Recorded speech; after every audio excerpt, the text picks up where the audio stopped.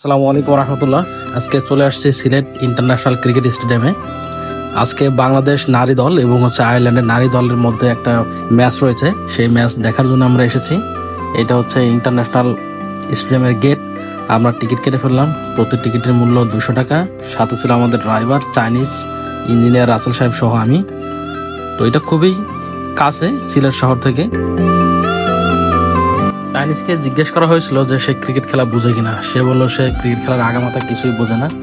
এই জন্য আমরা সকলে মিলে হাসতেছি। এটা হচ্ছে মেইন রোড থেকে ভিতরে স্টেডিয়ামটা, ডানে বামে চার বাগান রয়েছে, অনেক সুন্দর। আর এই ক্রিকেট স্টেডিয়ামটা ওয়েস্ট ইন্ডিজের ড্যান্স হামি স্টেডিয়ামের মতোই দেখতে।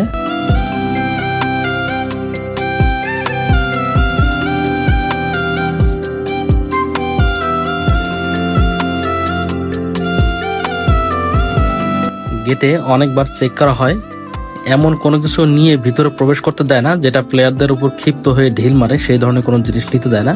সেজন্য শুধু ফোন এবং মানি ব্যাগ ছাড়া আমরা কোনো কিছু কাছে রাখতে পারিনি। এই হচ্ছে স্টেডিয়াম। খেলা শুরু হয়ে গিয়েছে, কোনো দর্শক নেই। আজকে বৃহস্পতিবার, আর নারীদের খেলা আসলে ওইভাবে কেউ দেখতে আসে না।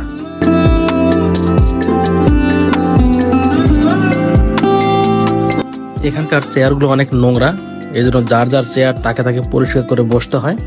পুরো ভিডিওটি দেখার জন্য সবাইকে ধন্যবাদ।